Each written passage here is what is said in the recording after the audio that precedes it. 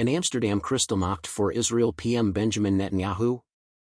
Tom Homan, the new border czar President-elect Donald Trump will put in charge of the U.S.-Mexican border crisis, told immigrants in the U.S. to start packing.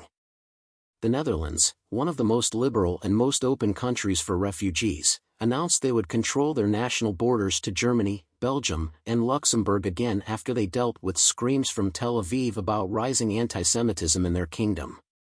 Every year, 10,000 Israeli visitors of all ages enjoy a city break in Holland.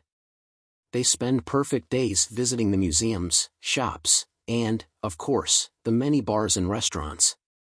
Together with 10,000 of fellow visitors from all corners of the world, they make new friends. Amsterdam as a city and the Netherlands as a free country have contributed tremendously to the reality of peace through tourism. However, Dutch Minister Dick Schoof on Saturday cancelled his trip to United Nations climate talks in Azerbaijan so that he could stay in the Netherlands to deal with the fallout from a soccer game that brought young fans from Israel to Amsterdam.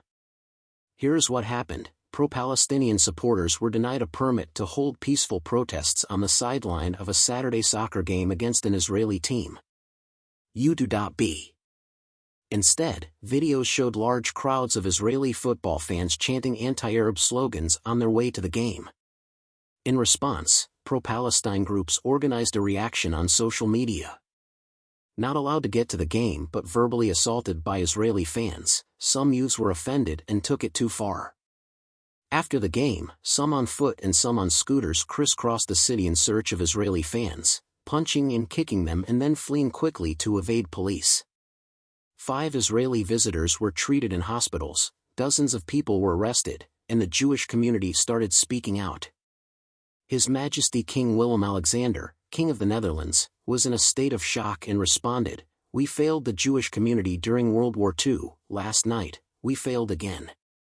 Violence around soccer games in Europe is not new and almost expected.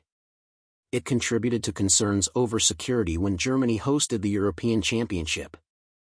In Berlin, Germany, recently, such clashes occurred between weapon-wielding football fans. It often includes organized fights between hundreds of supporters. Late-night attacks. Life-threatening injuries. Once, of course, if it touches the Israel-Palestinian conflict, it has all the ingredients to be the cause of global attention and anti-Semitic behavior. This provocation in Amsterdam got even more out of proportion when Israeli Prime Minister Netanyahu got involved from his office in Tel Aviv and compared the attack with Kristallnacht. To make this even more dramatic, he planned to send evacuation planes to the Dutch capital, shaming Dutch authorities that their country was unsafe and anti-Semitic country.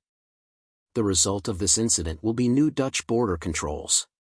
It can only be hoped this will not just become the start of a witch hunt against the Jewish and Arab communities in Holland, one of the most liberal and tourist-friendly country in the world.